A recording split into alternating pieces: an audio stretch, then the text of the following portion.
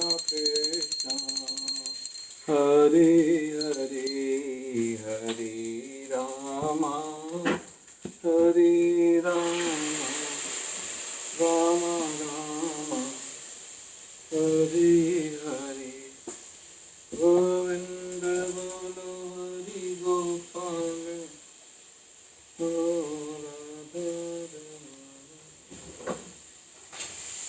आज हम चौथे अध्याय के श्लोक 40 का अर्थ पढ़ेंगे। किंतु जो अज्ञानी तथा श्रद्धाहीन व्यक्ति शास्त्रों में संदेह करते हैं वे भागवत भावना अमृत नहीं प्राप्त करते अपितु नीचे गिर जाते हैं। संशय आत्मा के लिए न तो इस लोक में न ही परलोक में कोई सुख है। तात्पर्य, भगवद गीता सभी प्रमाणिक एवं मान्य शास्त्रों में सर्वोत्तम है। जो लोग पशु तुल्य हैं उनमें न तो प्रमाणिक शास्त्रों के प्रति कोई श्रद्धा है और न उनका ज्ञान होता है, और कुछ लोगों को यद्यपि उनका ज्ञान होता है और उनमें से वे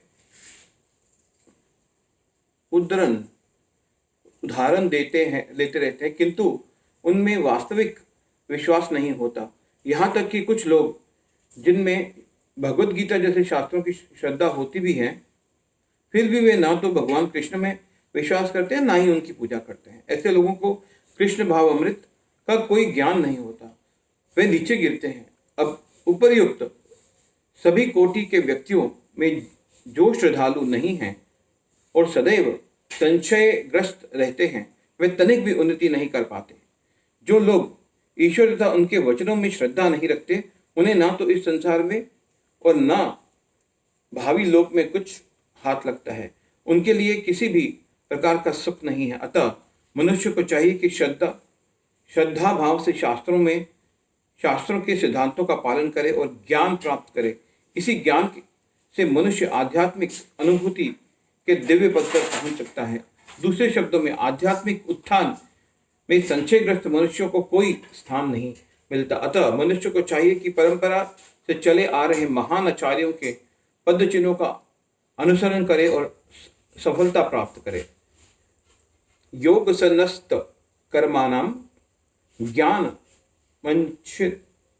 संशयम आत्मवंतम न कर्मणि निबंधन्ति धनंजय।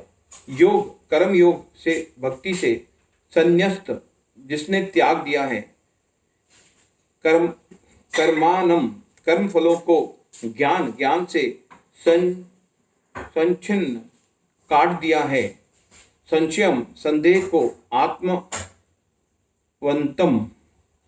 आत्मपरायण को न कभी नहीं कर्मणि कर्म निबंधन्ति बांधते हैं। धनंजय है संपत्ति के विजेता। जो व्यक्ति अपने कर्म फलों को परित्याग करते हुए भक्ति करता है और जिसके संशय दिव्य ज्ञान द्वारा विनिष्ट हो चुके होते हैं, वही वास्तव में आत्मपरायण है।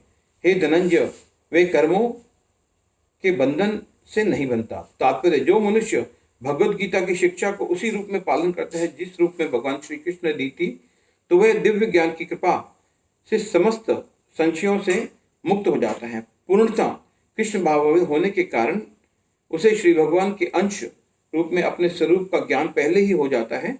अतः निस्संदेह वह कर्म बंधन से मुक्त हो जाता है। हरे कृष्णा।